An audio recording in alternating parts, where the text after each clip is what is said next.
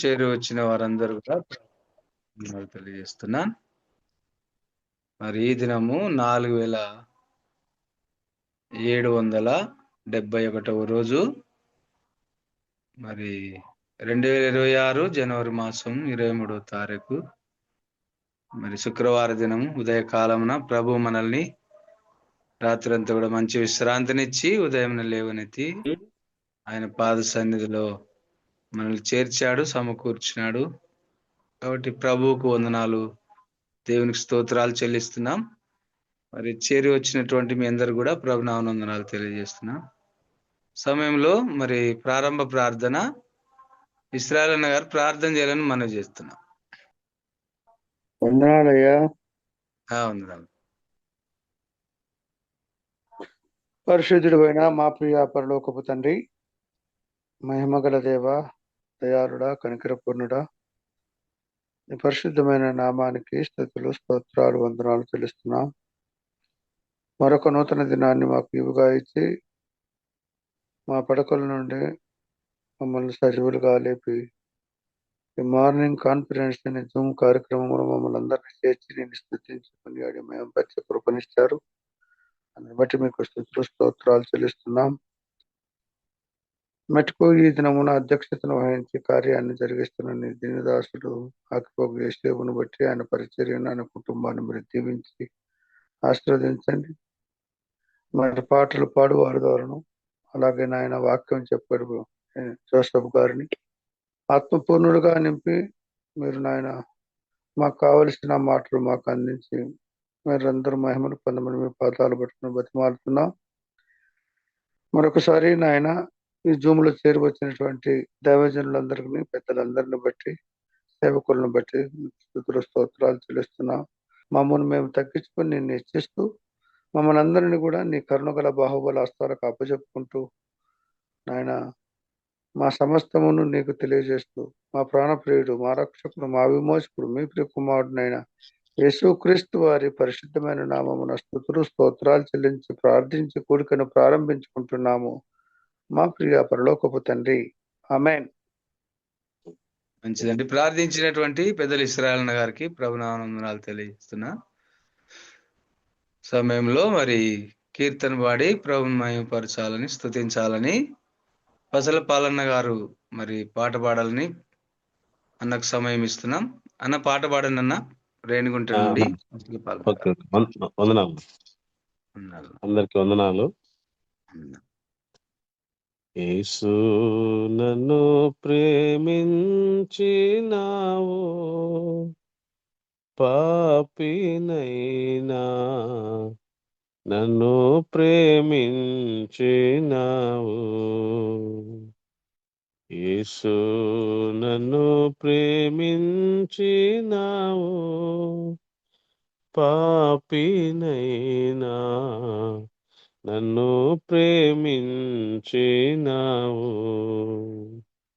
నన్ను ప్రేమింప మానవ రూపమేతి దానమోగా జీవము శిల్వపై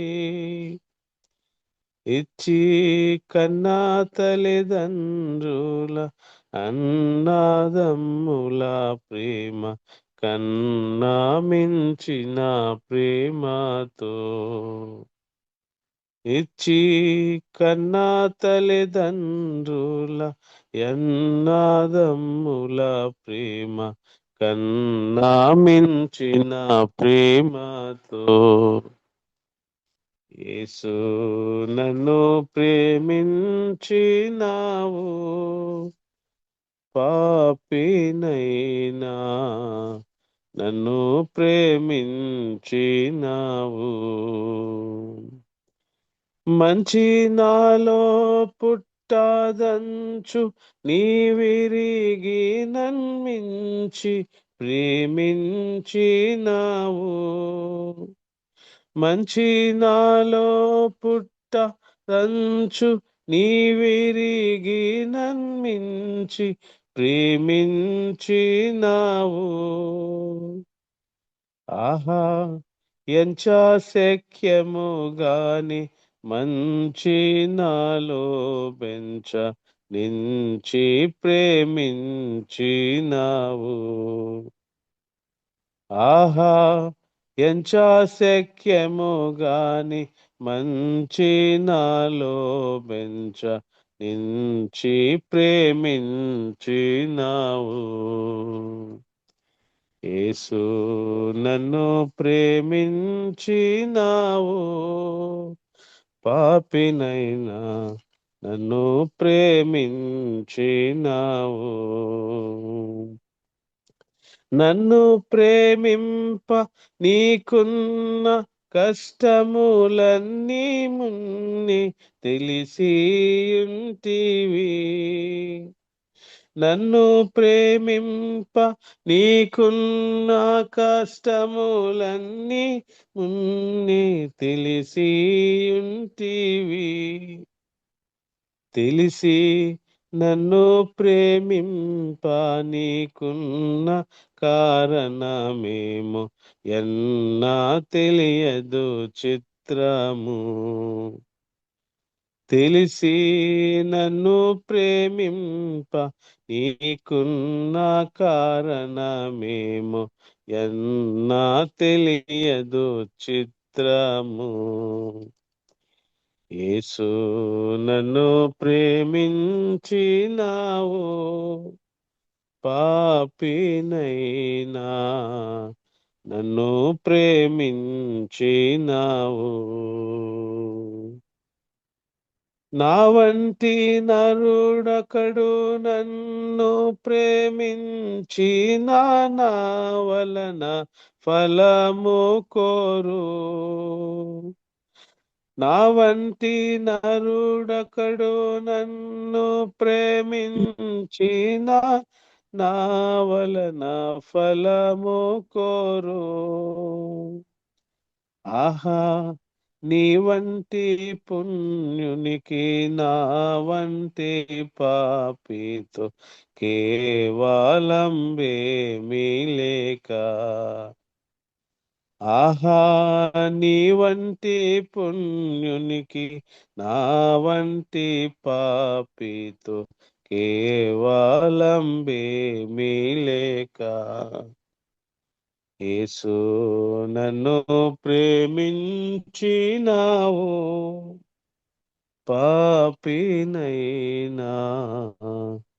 నన్ను ప్రేమించినావు. అందరికీ వందనాలు.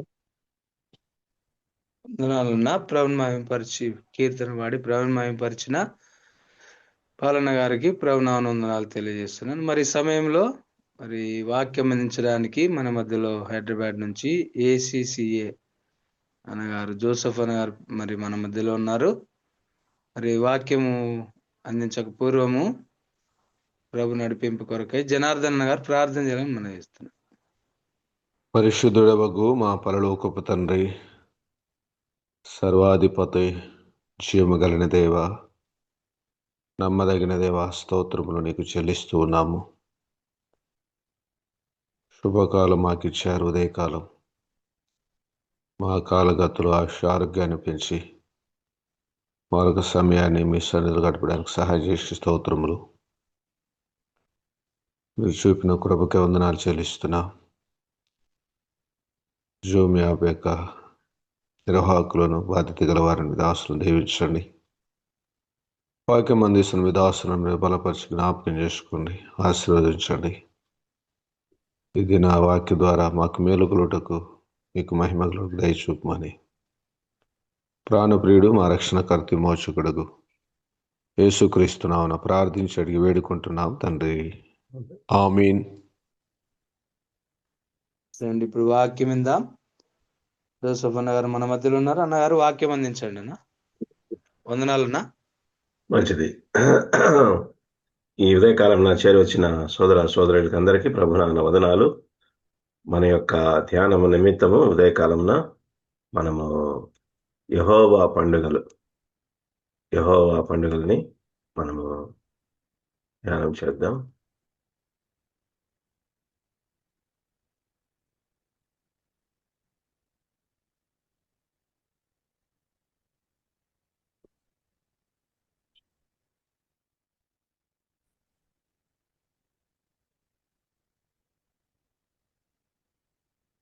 మంచిది.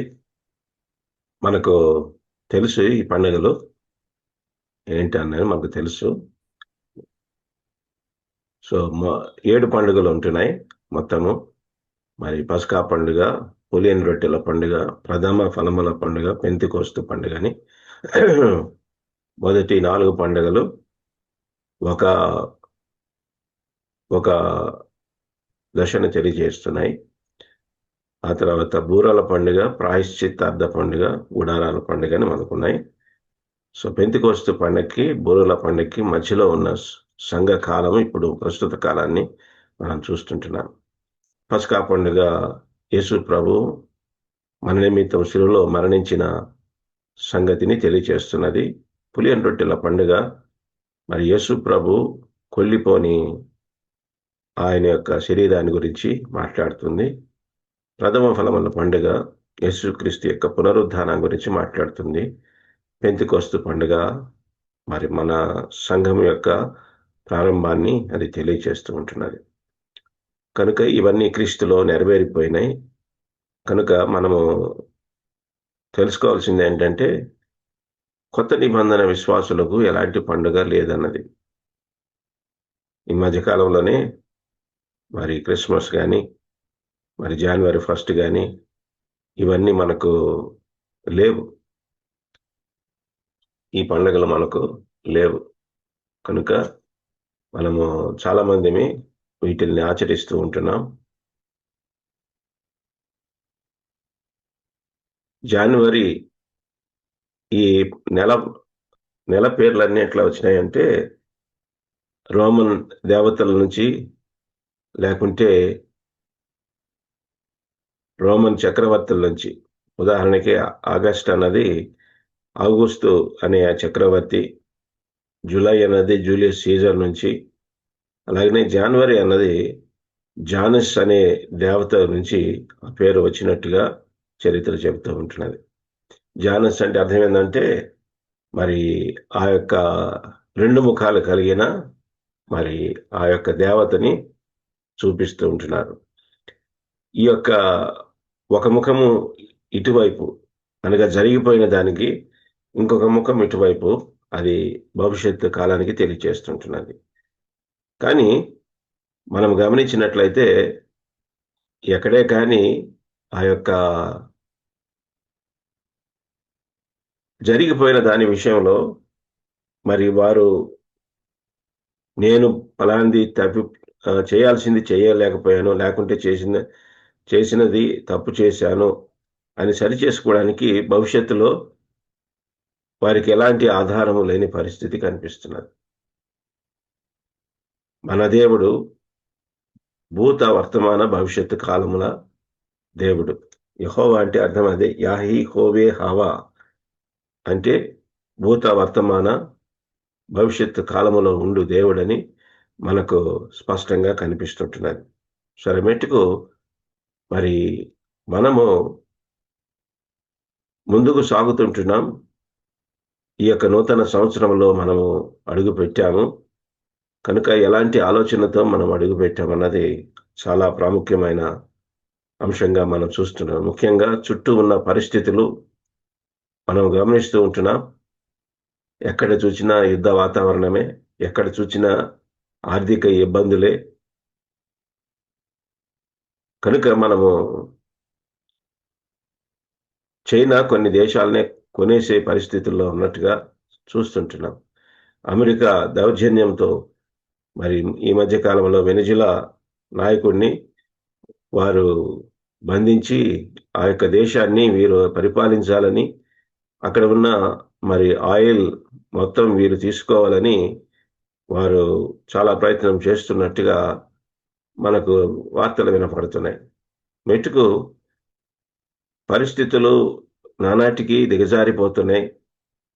మరి క్రైస్తవులకు మరి శ్రమలు, హింసలు మొదలైనట్టుగా మనం చూస్తుంటున్నాం. సువార్త ప్రకటించడానికి వీల్లేదు. అదే సమయంలో మనకై మనము సంఘములో ఆరాధన చేసుకోవడానికి కూడా అవకాశం ఇవ్వడం లేదు.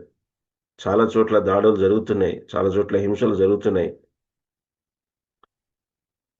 సో మనకు స్పష్టంగా అర్థమవుతుంది ఏంటంటే యేసు ప్రభు వచ్చే సమయం ఆసన్నమైనదన్న సంగతి మనకు స్పష్టంగా తెలియచేస్తూ ఉన్నది.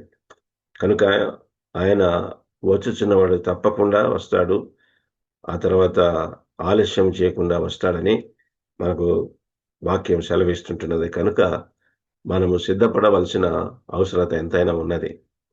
మనము ఆయన ఎదుట నిలవబడవలసిన అవసరత ఎంతైనా ఉంటున్నది. కనుక మనము ఎలాగూ సిద్ధపడుతున్నాం అన్నది ఈ యొక్క పండుగలు మనకు ప్రశ్న వేస్తూ ఉంటున్నాయి, సవాలు విసురుతూ ఉంటున్నాయి. కనుక మనము మన జీవితం అలాగనే కొనసాగుతుంది కాబట్టి అలాగనే కొనసాగనిద్దాము అన్న ఆలోచన కాకుండా, గతంలో మనము ఏమి చేయలేకపోయామో దేవునికి అది చేయడానికి ఈ యొక్క సంవత్సరంలో మనం తీర్మానం చేసుకుందాం. అంతేకాకుండా భవిష్యత్తును దృష్టిలో పెట్టుకొని యేసు ప్రభు ఎదుట మనము నిలవబడవలసిన అవసరత ఎంతైనా ఉన్నదని తెలుసుకొని, బహుమానం ఆయన ఇస్తాడన్న సంగతి మనం గుర్తుపెట్టుకొని దాని కొరకు మనము ఎంతగానో ప్రయాసపడవలసిన అవసరం, సమయం కొంచెమే ఉన్నది. కనుక ఈ సమయాన్ని సాధ్యమైనంత వరకు మనము మరి దేవునికి ఇచ్చి మరి మనము ఆయన దగ్గర నుంచి బహుమానం ఆశించ బద్దులమై ఉంటున్నట్టుగా మనం చూస్తుంటున్నాం. సరే, మెట్టుకు మన అంశము పస్కా పండుగ. నిర్గమాకాండ 12వ అధ్యాయము మరి 1-3 చాలా వచనాలు ఉన్నాయి, కానీ మరి మనం 1-3 వరకు చదువుకుందాం. మోషే అహరోనులు ఐగుప్తు దేశంలో ఉండగా యెహోవా వారితో ఇలాగ సెలవిచ్చెను, నెలలలో ఈ నెల మీకు మొదటిది, ఇది మీ సంవత్సరమునకు మొదటి నెల.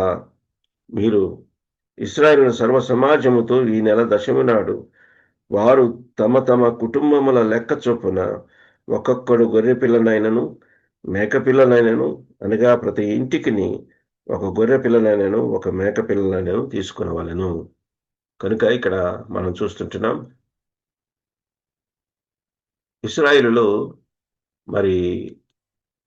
ఇశ్రాయేలులకి దేవుడు సెలవిస్తుంటున్నాడు, మీరు గొర్రె పిల్లను తీసుకోవాలి. ఈ నెల మొదటి నెలలలో ఈ నెల మీకు మొదటిది, ఇది మీ సంవత్సరమునకు మొదటి నెల. ఇది వాళ్ళకి క్యాలెండర్ వేరుగా ఉంటుంది. మనకు ఎట్లా తెలుగు సంవత్సరాది ఏప్రిల్ ఆ ప్రాంతాల్లో వస్తుంది కదా, అలాగనే ఇశ్రాయేలు కూడా నెల సంవత్సరంలో మొదటి నెల ఏప్రిల్ నెలలో ప్రారంభమయ్యేటట్టుగా మనం చూస్తుంటున్నాం. 4 నెలల తేడా కనిపిస్తుంటున్నది. సరే, మెట్టుకు ఇక్కడ మనం చూసినట్లయితే మొదటి నెల ఇక్కడ మనం చూస్తుంటున్నాం. కనుక మనము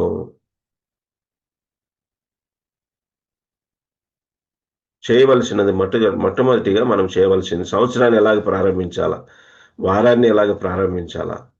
కనుక మనకు వారంలో మొదటి దినాన మనము మరి సంఘముగా కూడి వచ్చి మన ప్రభువైన యేసుక్రీస్తుని జ్ఞాపకం చేసుకొని ఆ యొక్క ప్రభురాత్రి భోజనంలో పాలు పంపులు పొందేవారంగా మనం ఉంటున్నాం.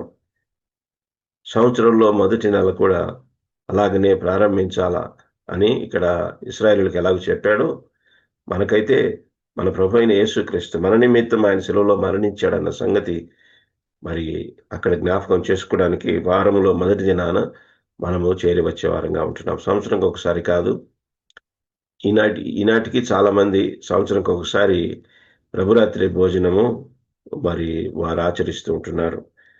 కొంతమంది నెలకు ఒకసారి ఆచరిస్తున్నారు, కానీ మరి వారమునకు ఒకసారి అలాగూ చేయుట మరి వాక్యానుసారము కొత్త నిబంధన సత్యం అన్నది మనం తెలుసుకోవాలి. సరే, మెట్టుకు ఇక్కడ మనం చూసినట్లయితే మరి ఈ యొక్క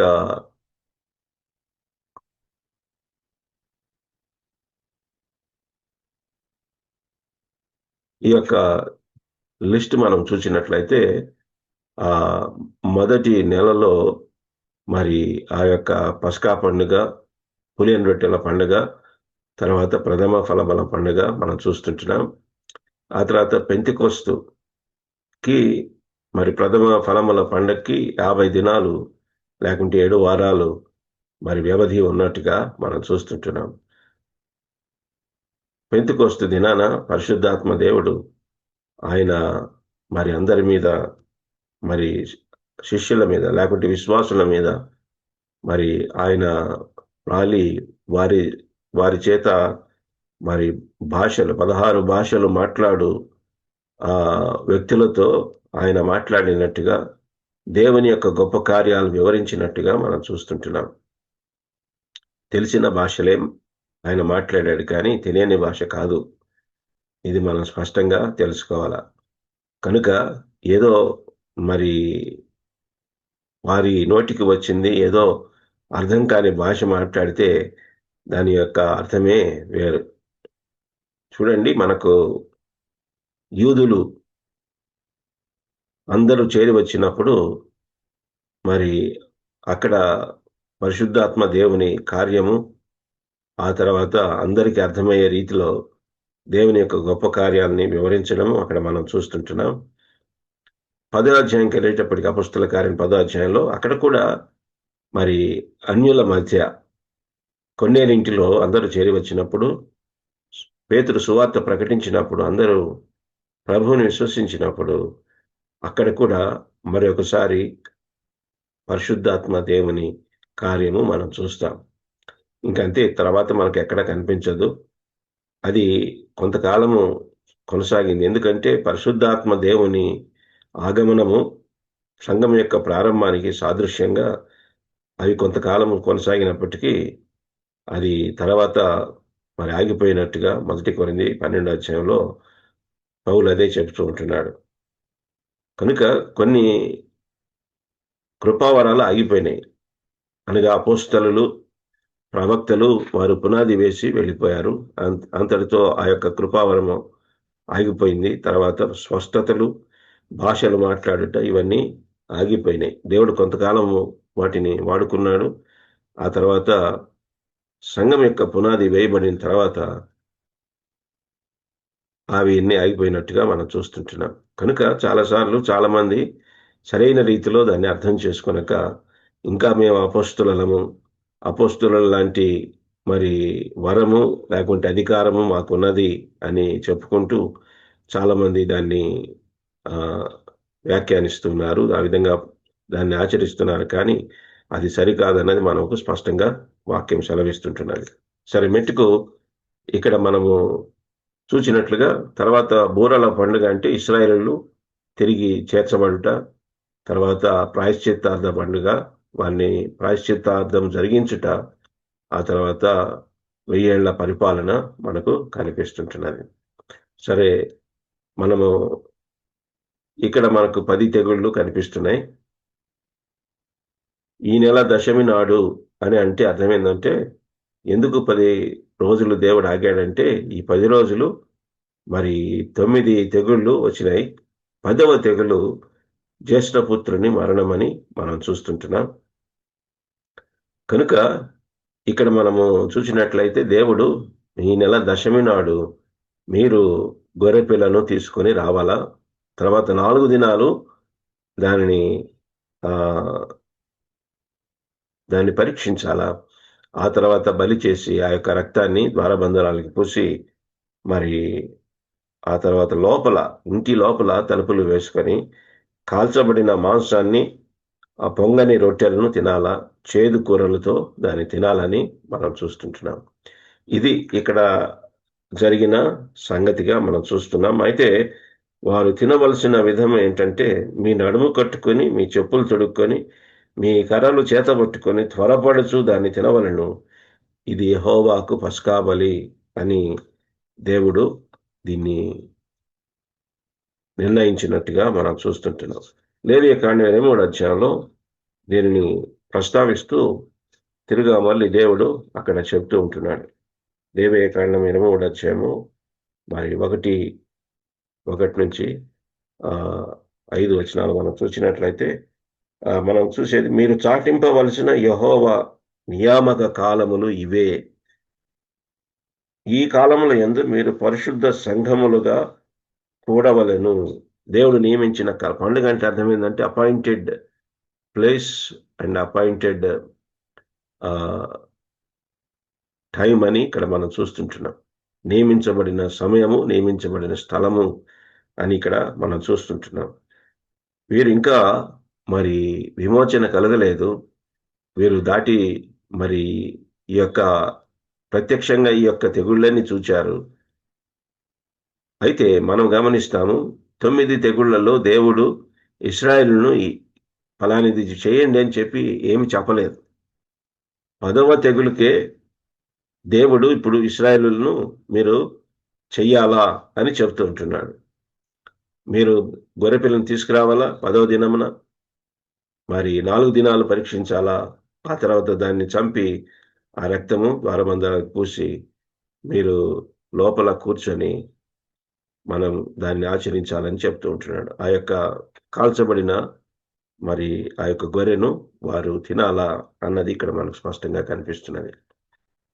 కనుక ఇది పాత నిబంధనలో దేవుడు నియమించిన సత్యము ఇక్కడ మనం చూస్తుంటున్నాం.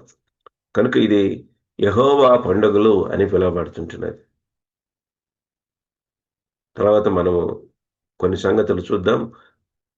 ఇప్పుడు ఈ యొక్క మనం గమనించినట్లయితే కొత్త నిబంధనలో 4 పస్కా పండుగలు ఉన్నాయి. ముఖ్యంగా యోహాను దాన్ని తెలియజేస్తూ ఉంటున్నాడు. యేసుక్రీస్తు పరిచర్యకు వచ్చినప్పుడు ఆయన 30 సంవత్సరాల వాడని మరి లూకా రాస్తూ ఉంటున్నాడు. ఆ తర్వాత మిగతా 3.5 సంవత్సరాలు యేసు ప్రభు మరి ఆయన పరిచర్యలో ఉన్నాడన్న సంగతి యోహాను తెలియజేస్తున్నాడు. కనుక ఆయన రాసిన సువార్తలో 4 పస్కా పండుగలు కనిపిస్తుంటున్నాయి. దానిని బట్టి మనం అంచనా వేస్తున్నాం. మొదటి పస్కా పండుగలో మనకు నూతన జన్మ కనిపిస్తున్నది. అనగా 3వ అధ్యాయంలో, యోహాను సువార్త 3వ అధ్యాయంలో నూతన జన్మ గురించి మాట్లాడుతున్నాడు. కానీ దానికి ఆధారం మరి మనకు 2వ అధ్యాయంలోనే కనిపిస్తుంటున్నది. తర్వాత యోహాను సువార్త 5వ అధ్యాయంలో అక్కడ 38 సంవత్సరాల నుంచి పక్షవాయువుతో బాధపడుచున్న ఆ యొక్క వ్యక్తి తాను ఆ యొక్క నీటిలో దిగలేని పరిస్థితి, ఆ నిస్సహాయ స్థితి కలిగి ఉంటున్నా వానికి ఆ యొక్క నూతన జీవజలము ఆయన అందించిన వాడుగా మనకు కనిపిస్తుంటున్నాడు. నూతన జీవజలం 4వ అధ్యాయంలో కనిపిస్తుంది. ఆ యేసు ప్రభు ఆ యొక్క సమరయ స్త్రీతో మాట్లాడుతూ జీవజలం గురించి మాట్లాడే సంగతి అక్కడ మనకు కనిపిస్తుంటున్నది. కనుక అది ఆ యొక్క 5వ అధ్యాయంలో ఉన్న వ్యక్తికి ఆధారమైనట్టుగా మనకి ఇక్కడ కనిపిస్తుంటున్నది. యోహాను సువార్త 6వ అధ్యాయము ఇంకొక పండుగ కనిపిస్తున్నది. అక్కడ మనకు నూతన జీవాహారం గురించి యేసు ప్రభు 6వ అధ్యాయంలో మాట్లాడడం కనిపిస్తున్నది. యోహాను సువార్త 11వ అధ్యాయంలో లాజరుని తిరిగి లేపటం వలన మనకు అక్కడ నూతన జయము కానీ 4 నూతనమైన సంగతులు ఇక్కడ మనకు స్పష్టంగా కనిపిస్తున్నది. దీన్ని మనము మరి వివరించి చూసుకున్నట్లయితే యోహాను సువార్త 2వ అధ్యాయము మనం గమనించినట్లయితే అక్కడ మనకు మొదటి పస్కా పండుగ కనిపిస్తుంటున్నది. యోహాను సువార్త 2వ అధ్యాయంలో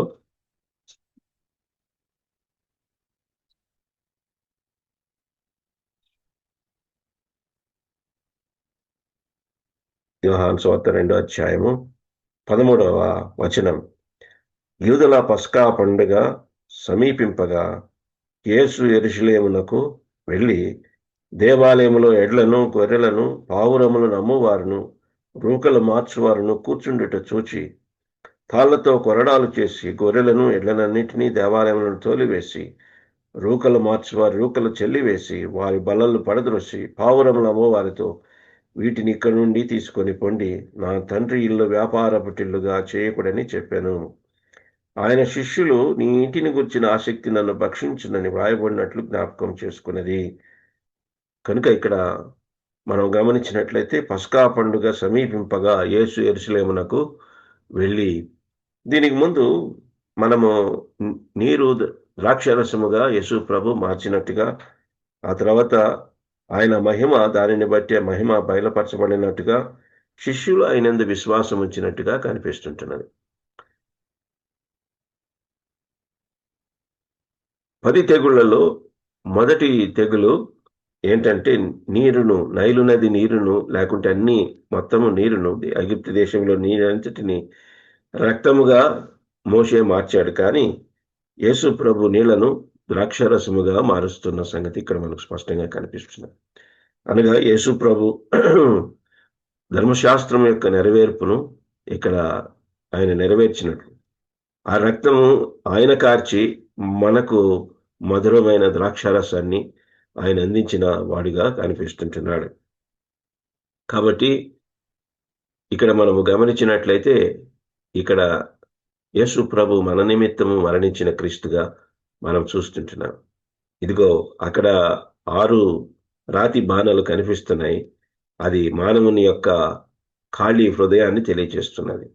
మన హృదయాల్లో ఆయన ఆనందము నింపడానికి, ఆదాము వలన మనం పొందిన అవమానాన్ని తీసివేయడానికి, మన అవసరత తీర్చడానికి యేసు ప్రభు రక్తము కార్చిన వాడిగా, ధర్మశాస్త్రమును నెరవేర్చిన వాడిగా మనకు స్పష్టంగా కనిపిస్తూ ఉంటున్నాడు. అయితే తర్వాతి భాగంలో, 2వ భాగంలో మనం చూస్తే పస్కా పండుగ తర్వాత యేసు ప్రభు దేవాలయం గురించి మాట్లాడుతున్నాడు. కనుక ఈ యొక్క దేవాలయానికి ఆధారము యేసు ప్రభు ధర్మశాస్త్రం నెరవేరిస్తేనే ఆ దేవాలయము, తన శరీరమును దేవాలయం గురించి ఆయన మాట్లాడెను అని యోహాను అక్కడ స్పష్టం చేస్తూ ఉన్నాడు. కనుక మరి నూతన దేవాలయానికి ఆధారము యేసుక్రీస్తు ధర్మశాస్త్రమును నెరవేర్చుట. అంతేకాదు ఆ యొక్క మన నిమిత్తం ఆయన శిక్ష అనుభవించి రక్తము కార్చి ఆ రక్తముతో కొత్త నిబంధన చేసి మన హృదయాలలో, ఖాళీ హృదయాల్లో ఆయన ఆనందాన్ని నింపిన వాడిగా, అవమానాన్ని తీసివేసిన వాడిగా, సిగ్గుతో వారు మరి ఆ యొక్క ఆకులను చుట్టుకున్నారు. దిగంబరత్వం కనిపిస్తున్నది. దానిని బట్టి మనకు అర్థమవుతున్నది ఏంటంటే ఆ యొక్క గొర్రె పిల్లను వీరు దిగంబరులన్నీ అంజూరపాకులు చుట్టుకున్నారు. కానీ అంజూరపాకులు మతాన్ని, స్వనీతిని తెలియజేస్తున్నది. కానీ దేవుడు వచ్చి ఆ గొర్రె పిల్లను చంపి ఆ చర్మపు చొక్కాయలను వారికి తొడిగించినట్టుగా మనం చూస్తుంటున్నాం. గొర్రెపిల్ల యొక్క చర్మము దానికి వస్త్రముగా ఉంటున్నది, ఆ దిగంబరత్వాన్ని కప్పేదిగా ఉంటున్నది. కానీ మన దిగంబరత్వాన్ని కప్పడానికి యేసుక్రీస్తు శిలువలో దిగంబరుడిగా వేలాడిన సంగతి మనం చూస్తుంటున్నాం.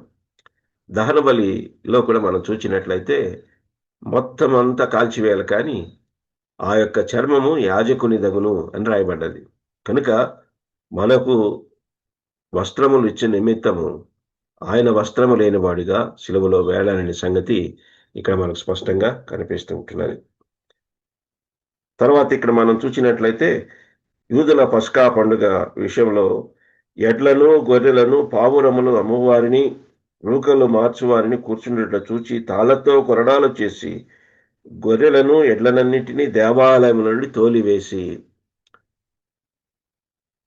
యేసు ప్రభు ఈ లోకానికి వచ్చింది సదాకాలము. గొర్రెలు యొక్క, మేకల యొక్క రక్తము పాపమును తీసివేయలేదు కనుక ఆయన సదాకాలము నిలుచు బలిని ఆయన అర్పించు నిమిత్తమై ఇక మరలా బలి అర్పించాల్సిన అవసరం లేకుండా యేసు ప్రభు మరి సదాకాలము నిలుచు బలిని, సరైన బలిని, శాశ్వతమైన సంపూర్ణ బలిని ఆయన అర్పించడానికి యేసు ప్రభు ఈ లోకానికి వచ్చిన సంగతి ఇది మనకు జ్ఞాపకం చేస్తూ ఉంటున్నది.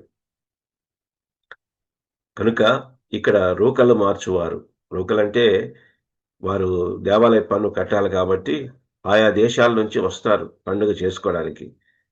కనుక ఈ పండుగ సందర్భంగా వీళ్ళు వచ్చినప్పుడు అక్కడ రూకలు మార్చడం మనం చూస్తుంటున్నాం. కానీ బయట తీసుకొని వస్తే వీరు యాక్సెప్ట్ చేయరు, తప్పకుండా అక్కడే తీసుకోవాలా. ఇక్కడ తీసుకోవాలంటే 4 ఇంతలు చెల్లించాలా. ఎక్స్చేంజ్ రేటు మనము ఇక్కడ మనకు ఇంటర్నేషనల్ ఎక్స్చేంజ్ రేట్స్ కనిపిస్తాయి. ఏదన్నా డాలరు రూపాయలకు కానీ, రూపాయి డాలర్లో తీసుకోవడానికి ఇంటర్నేషనల్ ఎక్స్చేంజ్ రేటు ప్రకారంగా మనం తీసుకుంటాం. కానీ ఇక్కడ అలా కాదు. ఇక్కడ వ్యాపారం సాగుతున్నది. బయట నుంచి నేను గొర్రెపిల్లని తీసుకొస్తే ₹100 బయట నుంచి తీసుకొని వస్తే ఇక్కడ 400 కట్టాల. బయట ₹100 దొరికితే ఇక్కడ 400 కట్టాల. రూకలు మార్చాలంటే ఇక్కడ ప్రస్తుతానికి డాలర్ అనుకుందాం. డాలరు బయట ₹90 అయితే ఇక్కడ ₹360 మనము చెల్లించాల్సి ఉంటుంది. అలాగూ కనుక ఇక్కడ వ్యాపారము సాగుతున్నట్టుగా మనం చూస్తున్నాం. నిజానికి అది యెహోవా పండుగ, కానీ ఇక్కడ యూదుల పండుగ అయినట్టుగా మనం చూస్తున్నాం. యూదుల పండుగ అంటే అర్థం ఏంటంటే ఈ పండుగలో వాళ్ళ వ్యాపారం చేసుకోవడానికి ఈ పండుగని వాళ్ళ పండుగగా మార్చేశారు. కనుక యేసు ప్రభు వాటన్నిటినీ పారద్రోలినట్టుగా, ఆ రూకలు చల్లివేసినట్టుగా, బలలు పడద్రోసినట్టుగా మనం చూస్తుంటున్నాం. ఇక్కడ ఎడ్లు, గొర్రెలు ఇవన్నీ మనం చూసినట్లయితే ఇది భూ సంబంధమైన వాటిగా మనం చూస్తుంటున్నాం. పావురములు ఆకాశ సంబంధమైనవిగా మనం చూస్తుంటున్నాం. కనుక మరి అబ్రహాము కూడా ఆ యొక్క జంతువులను చంపి ఖండాలుగా మరి విభజించి పెట్టినప్పుడు దేవుడు వాటి మధ్య నడిచిపోయినట్టుగా మనం చూస్తుంటున్నాం. నిబంధన యొక్క సారాంశం ఇదే. యేసుక్రీస్తు యొక్క శరీరము విరవబడినప్పుడు వాటి మధ్యన దేవుడు నడిచిపోయి మనతో కొత్త నిబంధన చేసిన సంగతి ఇక్కడ మనకు స్పష్టంగా కనిపిస్తుంటున్నది. కనుక దేవాలయము, నూతనమైన దేవాలయానికి ఆధారము యేసుక్రీస్తు యొక్క మరణమే అన్నది దీని యొక్క సారాంశం. ఇక్కడ మనము నీటిని కూడా తీసుకున్నట్లయితే నీళ్లను ద్రాక్షరసంగా యేసు ప్రభు మార్చాడు. 3వ అధ్యాయంలో మరి దేవుని వాక్యాన్ని తెలియచేస్తున్నది. నీరు ద్వారాను ఆత్మ ద్వారాను కదా నూతన జన్మ గురించి యేసు ప్రభు మాట్లాడుతూ మరి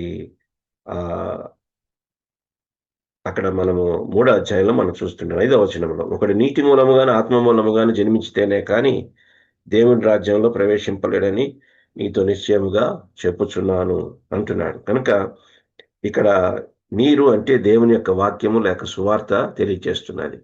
4వ అధ్యాయంలో ఉన్న మరి నీరు అక్కడ మనం చూసినట్లయితే అది జీవజలముగా, దాహము తీర్చే జీవజలముగా మనం చూస్తుంటున్నాం. 5వ అధ్యాయంలో బెతెస్దా అని కోనేటిలో నీరు అది కదిలించబడినప్పుడు మరి అక్కడ మరి ఎవరు దిగుతారో వారికి స్వస్థత కలుగుతుందని మనం చూస్తున్నాం. బెతెస్దా అంటే దయ. కనుక ఈ యొక్క 5 అధ్యాయాలలో నీటిని గురించి మాట్లాడుతూ వస్తున్నాడు. 4 అధ్యాయంలో 2వ అధ్యాయము, 3వ అధ్యాయం, 4వ అధ్యాయం, 5 వరుసగా నీటిని గురించి మాట్లాడుతున్నాడు. ఆ నీరు యొక్క అర్థము మనకి ఇక్కడ స్పష్టంగా కనిపిస్తుంటున్నది. కనుక ధర్మశాస్త్రమును పూర్తిగా నెరవేర్చి ఆ తర్వాత దేవాలయ నిర్మాణం గురించి మాట్లాడిన ప్రభువుని ఇక్కడ మనం చూస్తుంటున్నాం. అది నూతన జన్మకు కావలసిన ఆధారాలని ఇక్కడ మనకు స్పష్టం చేస్తున్నది. ఆయన మనల్ని నూతన జన్మ దయచేసి ఆయన కొత్తగా నూతనముగా ఏర్పరిచిన ఆ యొక్క సంఘములోకి మనలందరినీ చేర్చిన సంగతి ఇది మనకు జ్ఞాపకం చేస్తూ ఉంటున్నది. పండగ యొక్క అర్థం అదే.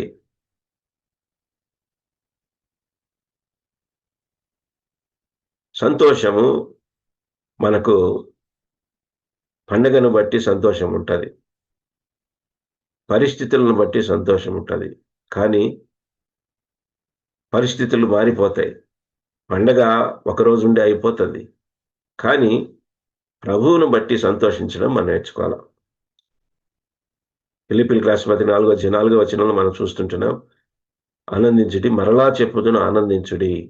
అక్కడ పరిస్థితులు కొంచెం భిన్నంగా ఉంటున్నాయి.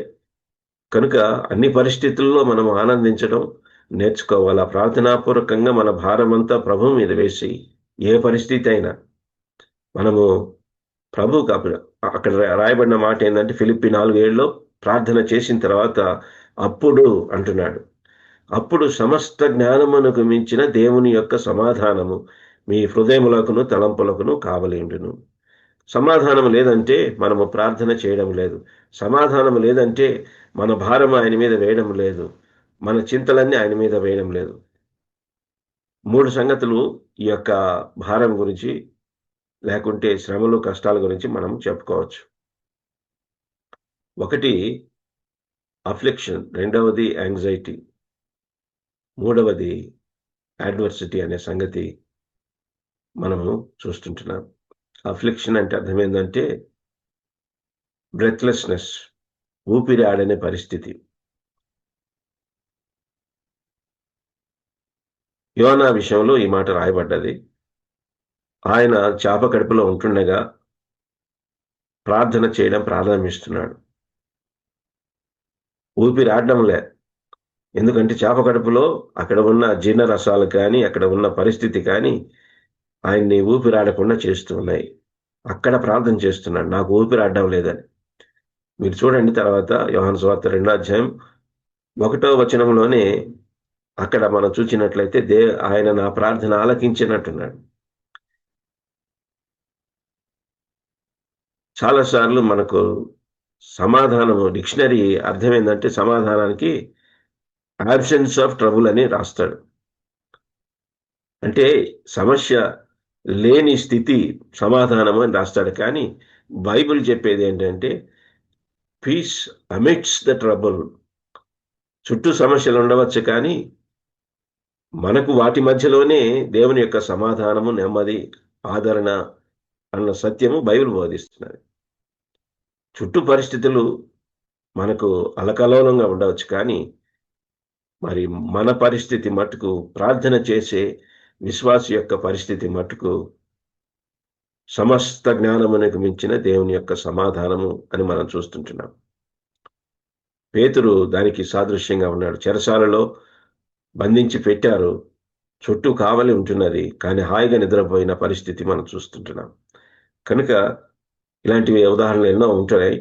సరే, మెట్టుకు ఇక్కడ మనం చూస్తుంటున్నాం ఆయన మనల్ని రక్షించి తన బిడ్డలుగా చేసుకొని, సంఘము అంటే బయటికి పిలవబడుట, సహవాసం అంటే లోపలికి పిలవబడుట. ఇప్పుడు ఇశ్రాయేలు ఈ యొక్క పస్కా పండుగను ఆచరించిన తర్వాత వాళ్ళు బయటికి వచ్చారు. బయటికి వచ్చిన తర్వాత వారికి సహవాసం లేదు. సంఘం అంటే బయటికి పిలవబడుట, సహవాసం అంటే కలిసి నివసించుట, దేవునితో కలిసి నివసించాల్సిన అవసరత ఉంటున్నది. ఉపవాసం అంటే దగ్గరగా నివసించుట, సహవాసం అంటే కలిసి నివసించుట. అన్నం మానేసినంత మాత్రాన మనది దేవునికి, మనకు మేలు, ఆత్మీయ మేలు జరుగుతుంది, లేకుంటే దేవునికి దగ్గరగా వస్తామన్నది ఒట్టి ఆలోచన. పాత నిబంధనలో ఉపవాసం అంటే గొనె పట్ట కట్టుకున్నారు, బూడిదలో కూర్చున్నారు, ఉపవాసం చేశారు, ఇవన్నీ ఉన్నాయి. కానీ కొత్త నిబంధనలో అలాంటి ఆలోచన లేదు. ప్రేయింగ్ అండ్ ఫాస్టింగ్, తెలుగులో తర్జుమా సరిగా లేదు, కానీ ఇంగ్లీష్లో praying and fasting, worshipping and fasting. పాత నిబంధనలోనే యెషయా గ్రంథంలో మనం చూసినట్లయితే మీరు మీ జీవితం సరిగ్గా లేదు, మీరు చేసే ఉపవాసాలు నాకు ఇష్టము కాదు, బంధకములో నుండి విడిపించిన పరిస్థితే అది నేను ఏర్పరచుకున్న ఉపవాసం అంటున్నాడు. నీ బంధువులకు ముఖము తిప్పుకోకుండా మరి ఉండటమే నేను కోరిన ఉపవాసం అని, అనగా సువార్త సేవ, సామాజిక సేవ, ఈ 2 సంగతులు అది మనకు తెలియజేస్తున్నది. సువార్తను ప్రకటించడమే నేను కోరిన ఉపవాసం అంటున్నాడు. ఇతరులకు సహాయం చేయడమే నేను కోరిన ఉపవాసం అంటున్నాడు. కనుక దేవునికి దగ్గరగా వచ్చిన వాళ్ళము సువార్త ప్రకటిస్తాం, దేవునికి దగ్గరగా ఉన్న వాళ్ళం ఇతరులకు కూడా సహాయం చేస్తామన్న సంగతి ఇక్కడ మనకు స్పష్టంగా కనిపిస్తుంది. సరే, మెట్టుకు ఈ యొక్క సహవాసాన్ని దేవుడు మనకు దయచేశాడు. మనం ముందుకు వెళ్దాం, సమయము అయిపోయినది. నూతన జీవ జలము, ఇది యోహాను సువార్త 5వ అధ్యాయంలో మనం చూస్తాం. యేసు ప్రభు ఆ యొక్క వ్యక్తి తన యొక్క నిస్సహాయ స్థితిలో ఉంటున్నాడు. స్వస్థత లేక 38 సంవత్సరాల నుంచి అలాగనే జీవిస్తున్న వ్యక్తి యొక్క జీవితాన్ని అక్కడ మనం చూస్తాం. కానీ యేసు ప్రభు ఆ వ్యక్తిని స్వస్థపరిచాడు. అక్కడ 5 సంగతులు మనకు స్పష్టంగా కనిపిస్తున్నది. కోనేటికి బదులు యేసు ప్రభు. ధర్మశాస్త్రం 5 మండపాలు ఉన్నాయి. అది ధర్మశాస్త్రానికి సాదృశ్యంగా ఉన్నది. ధర్మశాస్త్రం కింద ఉన్న వ్యక్తికి స్వస్థత లేక అలాగనే ఉన్న పరిస్థితి అక్కడ మనం చూస్తుంటున్నాం. మూడవది, దేవదూత నీళ్లు కదిలించినప్పుడు ఆయన దేవదూతకు బదులుగా యేసు ప్రభుని అక్కడ మనం చూస్తాము. నాలుగవది, ఆ గొర్రెపిల్ల ద్వారము అని మనం చూస్తున్నాం. గొర్రెపిల్లకు బదులుగా యేసు ప్రభు. ఐదవది, అక్కడ సబ్బాతు దినమున ఆయన స్వస్థపరిచాడు. ఆయన సబ్బాతికి బదులుగా యేసు ప్రభుని మనం చూస్తాం. తర్వాత మూడవది, నూతన జీవాహారాన్ని మనం అక్కడ చూస్తుంటున్నాం. ఈ యొక్క యోహాను సువార్త 6వ అధ్యాయంలో మరొక పండుగ ఇక్కడ కనిపిస్తున్నది. ఇది యేసు ప్రభు తర్వాత ఆ యొక్క 5 రొట్టెలు 2 చేపలను వారికి అందరికి పంచిపెట్టిన తర్వాత 12 గంపలకు నింపుతారు. మిగిలిన రొట్టెలు అని మనం చూస్తాము. చేపలు కూడా చేశారు. మిగతా సువార్తలు చెప్తున్నాను. యోహాను సువార్త చేపల గురించి మాట్లాడడం లేదు. కనుక ఇది అక్షయ ఆహారం గురించి, అరణ్యపు ఆహారం గురించి, ఆకలిని తీర్చే ఆహారం గురించి మాట్లాడుతున్నట్టుగా మనం చూస్తుంటున్నాం. కనుక వారు ఆయన్ని వెతుక్కుంటూ వెళ్ళారు. తర్వాత యేసు ప్రభు అదే చెప్పాడు, మీరు నన్ను క్షయమైన ఆహారం కోసం కాదు కానీ అక్షయమైన ఆహారం కోసమే నన్ను వెంబడించండి, నన్ను వెతకండి అని చెప్పి యేసు ప్రభు చెప్పడం మనం చూస్తాం. ఆఖరిగా 4వది మనం చూసినట్లయితే 4వ పండుగ ఇక్కడ యేసు ప్రభు లాజర్ని లేపిన వాడిగా మనము చూస్తుంటున్నాం. అది మరణం మీద జయాన్ని తెలియచేస్తున్నది. మనుషుల ఆచారాల మీద జయాన్ని తెలియచేస్తుంది. మనుషుల ఆలోచన మీద అది జయాన్ని తెలియచేస్తున్నట్టుగా మనం చూస్తుంటున్నాం. ఎవరో రాస్తున్నారు పిల్లలు, అది రాయకుండా చూడండి. సరే, మెట్టికి ఇక్కడ ఈ 4 పండుగల సారాంశాన్ని ఇక్కడ మనము చూసుకుంటూ వచ్చాము. తర్వాత మనం గమనించినట్లయితే ఈ పండుగ ఇశ్రాయేలులు ఆచరించడానికి కొన్ని ఆధారాలు దేవుడిచ్చాడు. మొట్టమొదటిగా ఈ యొక్క పండుగ 23 లేవియాకాండం 23 అధ్యాయంలో పండుగల గురించి మాట్లాడడానికి ముందు మొట్టమొదటిగా దేవుడు లేవియాకాండము మొదటి 8 అధ్యాయాల్లో బలుల గురించి మాట్లాడుతున్నాడు. దహన బలి, నైవేద్య బలి, సమాధానార్థ బలి, పాప పరిహారార్థ బలి, అపరాధ పరిహారార్థ బలి, ఈ బలుల గురించి మాట్లాడాడు. తర్వాత ఆహార నియమాల గురించి, పవిత్రమైనవి ఏంది, అపవిత్రమైనది ఏంటని ఆహార నియమాలు.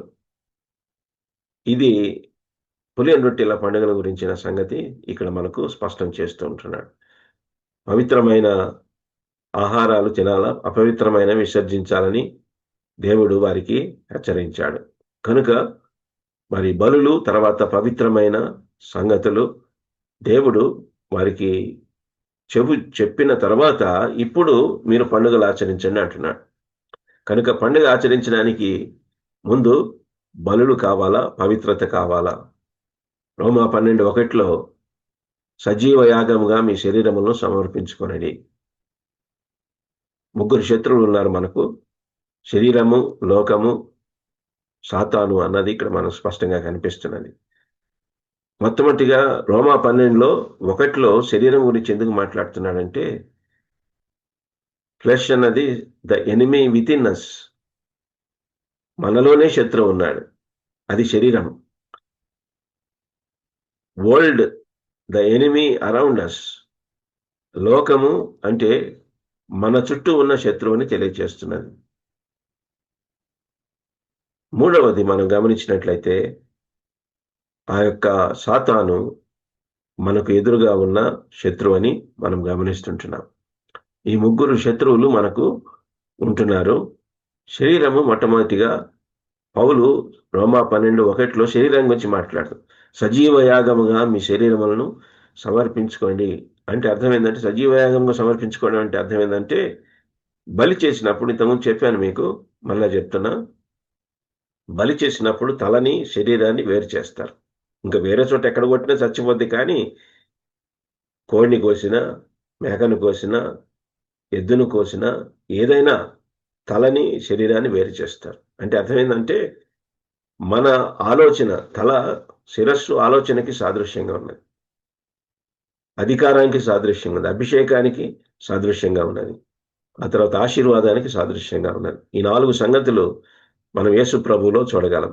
అందుకే ఆయనను శిరస్సుగా కలిగి ఉంటే ఆయన ఆలోచన మన జీవితాలలో జరగనించి, అందుకని ఆయన అంటున్నాడు మొదటి వచనము ఆఖరి మాట, ఇట్టి సేవ మీకు యుక్తమైనది.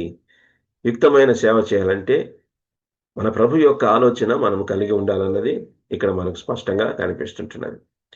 కనుక అట్టి సేవ మనం చేసి యోగ్యమైన రీతిలో మన ప్రభువుని మనము ఘనపరచడం, హెచ్చించడం, ఆయన శిరస్సు ఎత్తుకునేది. లేకుంటే మనం ఆయన ఆలోచన ప్రకారం కాకుండా మన ఆలోచన ప్రకారంగా చేస్తే అది అవమానము, దేవునికి అవమానము. కనుక ఆయన తల ఎత్తుకోలేడు. సిగ్గుతో తల వంచుకునే పరిస్థితి మనము తీసుకురాకూడదు అన్నది దీన్ని బట్టి మనకు అర్థమైంది. సరే, మెట్టుకు ఇక్కడ మనం గమనించినట్లయితే మన జీవితాలలో ఆ బలి, సజీవ యాగమైన బలిని మనము చేయాల్సి ఉంటున్నది.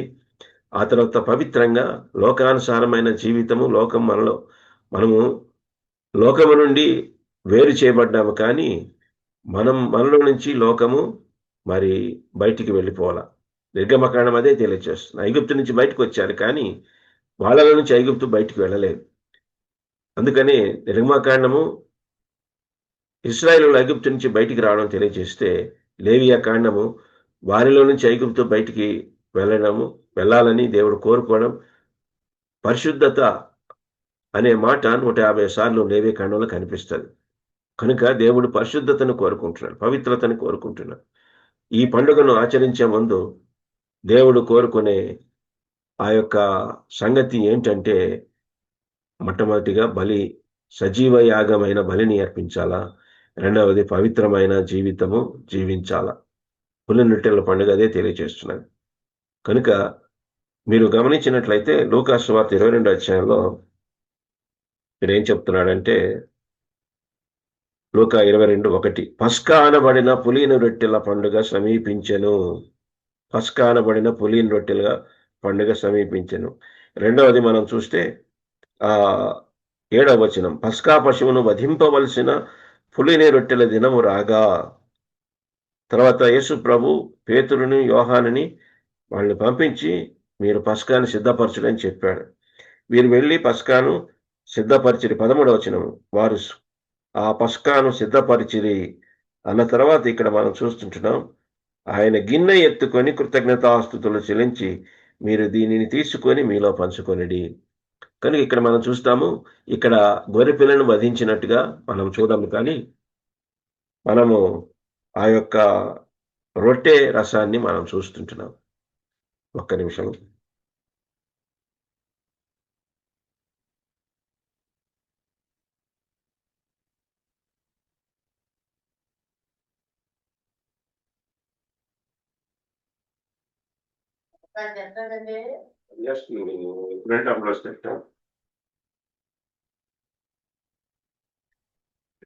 సారీ. కనుక ఇక్కడ మనము బలులు, ఆహార నియమాలు, ఇవి విశ్వాసానికి, ఆ పండుగను ఆచరించడానికి ఆధారాలని మనం చూస్తున్నాం. 9 తెగుళ్ళు. ఈ 9 తెగుళ్ళు మరి ఆ పస్కా పండుగను ఆచరించడానికి ఆధారమైనట్టుగా మనం చూస్తాం. ఈ 9 తెగుళ్లలో వీళ్ళు చేయాల్సింది ఏం లేదు, కానీ కేవలము గమనిస్తుంది. ఇశ్రాయేలుకి ఎలాంటి అపాయం ఈ తెగుళ్ళు మరి వర్తించలేదు. అది వారి యొక్క భద్రతని, వారి యొక్క భయాన్ని, భక్తిని తెలియజేస్తూ ఉంటున్నది. ఈ గొర్రె పిల్లను ద్వారా ఈ 9 తెగుళ్ల వలన మాకు విమోచన జరగలేదు, ఈ గొర్రె పిల్లను వధిస్తే మాకు జరుగుతుందా అన్న అనుమానం రావచ్చు. కానీ వారి విశ్వాసాన్ని ఈ 9 తెగుళ్ళు బలపరిచినట్టుగా మనం చూస్తాం. మోషే, అహరోనును వారు నిందించారు. మీరేంటి ఇక్కడ ఇంకా ఎక్కువైంది మాకు పని, మా శ్రమ ఎక్కువైంది, మీరు మాకు విమోచన దయచేసేవారుగా లేరు అని చెప్పి వారిని నిందించిన సంగతి మనం చూస్తాం. కానీ 9 తెగుళ్ళు అయిన తర్వాత ఇక్కడ వీరు ఆ యొక్క గొర్రె పిల్ల ద్వారా విమోచన కలగబోతుంది, అని చెప్పి వారి విశ్వాసముతో ప్రతి ఒక్కరూ, ఇశ్రాయేలులో ప్రతి ఒక్కరూ ఆ యొక్క గొర్రెపిల్లను తీసుకొని వచ్చి 4 దినాలు దాన్ని పరీక్షించి ఆ తర్వాత దానిని వధించి రక్తం పూసిన వారుగా, విశ్వాసముతో రక్తాన్ని పూసిన వారుగా మనం చూస్తుంటున్నాం.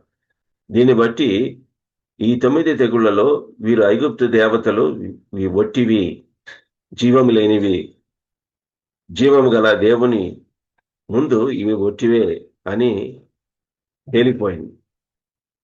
ఇది వారు గమనించారు, గ్రహించారు. ఇప్పుడు ఆ యొక్క దశమి నాడు వెళ్ళి గొర్రెపిల్లను తెచ్చుకొని రక్తము పూసుకొని ఆ మరణాన్ని జయించిన సంగతి ఇక్కడ మనం చూస్తుంటున్నాం. యోబు కూడా దేవుడు పరీక్ష పెట్టకముందు, ఆయన విశ్వాసాన్ని పరీక్షించకముందు అన్నీ దయచేసిన వాడుగా మరి యోబు గ్రంథంలో మనం చూస్తాం. పంటలు నష్టపోయినాయి, పశువులు నష్టపోయినాయి, పనివారు చనిపోయారు, పిల్లలు కూడా చనిపోయారు. కానీ యోబు యొక్క విశ్వాసం స్థిరంగా ఉన్నట్టు మనం చూస్తుంటున్నాం. కనుక యోబు యొక్క దృష్టి దేవుని మీదే ఉంది కనుక తనకి ఏమి జరిగినా ఆ విషయంలో ఆయన మరి బాధపడలేదు. పైగా దేవుణ్ణి స్తుతిస్తూనే ఉన్నట్టుగా మనం చూస్తుంటాం. అబ్రహాం విషయంలో కూడా మనం చూస్తాం. నీవు ప్రేమించు ఒకగానొక కుమారుని నాకు బలి ఇమ్మని అక్కడ అడిగినట్టుగా మనం చూస్తాం. అబ్రహాము ఇస్సాకును చంపడానికి అంత ధైర్యం చేశాడంటే అక్కడ రాయబడిన మాట, ఆ సంగతులు జరిగిన తర్వాత. ఇంతకుముందు సరైన విశ్వాసంలో స్థిరమైన స్థితి లేదు, కానీ ఇప్పుడు అబ్రహాము విశ్వాసంలో బలపడినట్టుగా, ఎప్పుడైతే ఈ సంగతులన్నీ జరిగిన తర్వాత, దేవుడు ఒక మాటలో చెప్పాలంటే దేవుని చేసిన వాగ్దానము నెరవేర్చిన తర్వాత ఇప్పుడు దేవుని ఆయన పరీక్షిస్తూ ఉంటున్నాడు. అక్కడ అబ్రహాము విశ్వాసంలో నెగ్గిన వాడుగా కనిపిస్తుంటున్నాడు. అయితే హిజ్కియా విషయంలో మీరు చదవండి, 2వ దినవృత్తాంతములు 32-31లో దేవుడు ఆ వేగుల వారిని, బబులోని వేగుల వారిని పంపించినప్పుడు హిజ్కియా తను కలిగిన సమృద్ధిని మొత్తాన్ని, ఆ ఆశీర్వాదం మొత్తాన్ని ఆ బబులోని వారికి చూపించినప్పుడు, అప్పుడు తర్వాత మనం చూస్తాము వారు వచ్చి ఆ యొక్క వీళ్ళందరినీ, యూదులందరినీ చెరగొనిపోయినట్టుగా మనం చూస్తుంటున్నాం. అది హిజ్కియా చేసిన పొరపాటే. దేవుడు యెషయాని పంపించి హిజ్కియాను గద్దించిన వాడుగా మనం చూస్తుంటున్నాం. కనుక చాలాసార్లు మనము దేవుడు సమృద్ధినిచ్చినప్పుడు మనం చాలాసార్లు కృతజ్ఞతాపూర్వకంగా పెడతాము. ప్రమోషన్ వచ్చిందనో, ఇంక్రిమెంట్ వచ్చిందనో, మంచి ఉద్యోగం వచ్చిందనో, ఏదో ఒకటి. కానీ దేవుడు ఈ సమృద్ధిని ఇస్తున్నప్పుడు ఆయన మనం పరీక్షించబోతున్నాడు అన్న సంగతి కూడా మనం మనసులో పెట్టుకోవాలి. అన్నీ ఇచ్చి, అన్ని ఆధారాలు ఇచ్చి మనం పరీక్షిస్తాడు. కనుక ఈ పస్కా పండుగ కూడా దేవుడు అన్ని ఆధారాలు ఇచ్చాడు. కానీ మరి వారు ఆ దేవుడిచ్చిన ఆధారాలను బట్టి విశ్వాసంలో స్థిరపడి బలపడి వారు దేవుడు చెప్పినట్టుగా దానిని చేయటం వలన వారికి విమోచన కలిగినట్టుగా మనం చూస్తుంటున్నాం. అదే తర్వాత అంశము.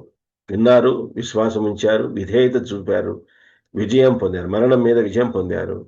మనం చూస్తాము మోషే సారిసారికి వెళ్ళి నా ప్రజలను పోనిమ్ము మా దేవుణ్ణి సేవించుటకు అని 6 సార్లు చెప్పడం మనం చూస్తాము. ఆఖరికి ఏమంటున్నాడంటే యెహోవాకు పండుగ ఆచరించుటకు. యెహోవా పండుగలు, ఆ తర్వాత యెహోవాకు పండుగ. ఈ పండుగలన్నీ ఆయనకు పండుగ ఆచరించడానికి. నిర్గమకాండ 10:9లో మీరు చూడండి, యెహోవాకు పండుగ ఆచరించుట. ఇది నాన్న యేసు ప్రభువులో ఇవన్నీ నెరవేరినాయి కనుక మనము దేవునికి పండుగ చేయడానికి, ఆ పండుగ ఆచరించడానికి మన ప్రభువైన యేసుక్రీస్తును జ్ఞాపకం చేసుకుంటా పండుగ ఆచరించే వారంగా మనం ఉంటున్నాము. కాబట్టి ఈ యొక్క పండుగల సారాంశాన్ని క్లుప్తంగా మనము ఈ యొక్క సంగతులు తెలుసుకున్నాం. మరి ఇంకా అనేక సంగతులు ఉన్నాయి, అనేక పండుగలు ఉంటున్నాయి. వీటన్నిటిని మీరు ధ్యానించండి. దీనివల్ల ఆత్మీయంగా బలపడి మేలు పొందవలసిందిగా ప్రభువు మనవి చేస్తుంది. దేవుడి మాటలు దీవించుగా.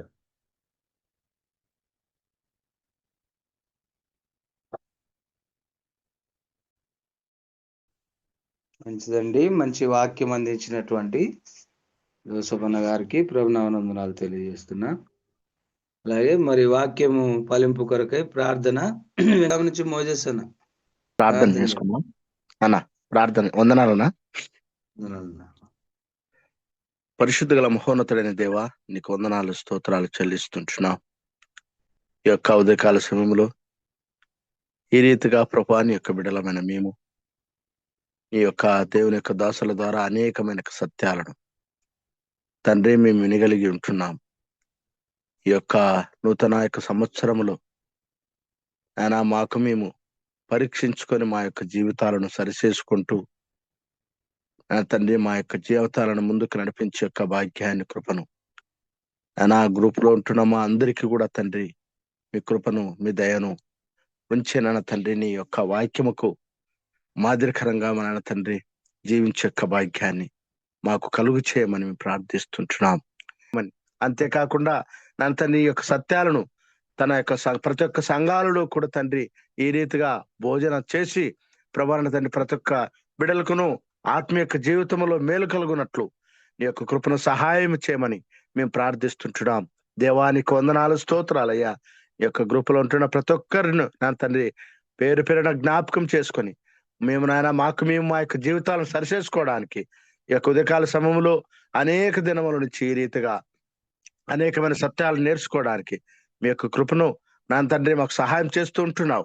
అందరిని బట్టి శుద్ధిస్తూ ప్రార్థిస్తూ నా తండ్రి వాక్యం చెప్పిన అంకుల్ గారిని మీ యొక్క తండ్రి కృపతో ఆదరించమని, నా తండ్రి ఉద్యాపంలో ఉంటూ నీ యొక్క బలమును, నీ యొక్క కృపను నా తండ్రి మీరు సహాయం చేయమని యేసుక్రీస్తు నామములో ప్రార్థిస్తుంటున్నాము తండ్రి. ఆమేన్. అన్నా వందనాలనా. ఆమేన్. వందనాలు. ఈ సమయంలో మరి ప్రార్థించినటువంటి మోసన్నకు ప్రభునామములు తెలియజేస్తున్నాం. అలాగే ప్రారంభ ప్రార్థన చేసిన ఇస్రాయలన్న గారికి, అలాగే మరి పాట పాడి వినిపించిన పాలన్న గారికి, అలాగే మరి వాక్యం కొరకు ప్రార్థన చేసినటువంటి జనార్దన గారికి, మరి శ్రేష్టమైన వర్తమానం, చక్కని వాక్యం పండుగల గురించి, అలాగే సమయం మనకు కొంచెం ఉంది కనుక మరి ప్రభు కొరకై మనం పనిచేద్దాం, ప్రభు రాకడ కొరకై సిద్ధపడదాం. మరి వాక్యం అందించినటువంటి జోసెఫ్ అన్న గారికి ప్రభునామములు తెలియజేస్తున్నాం. చివరి ప్రార్థన చేసిన మోయేష్ అన్న గారికి ప్రభునామములు. ఈ సమయం నాకు ఇచ్చినటువంటి బర్నబాస్ అన్న గారికి ప్రభునామములు తెలియజేస్తూ ఓపికతో మీరందరూ వాక్యం విన్నందుకై మీ అందరు కూడా ప్రభునామములు తెలియజేస్తున్నాం.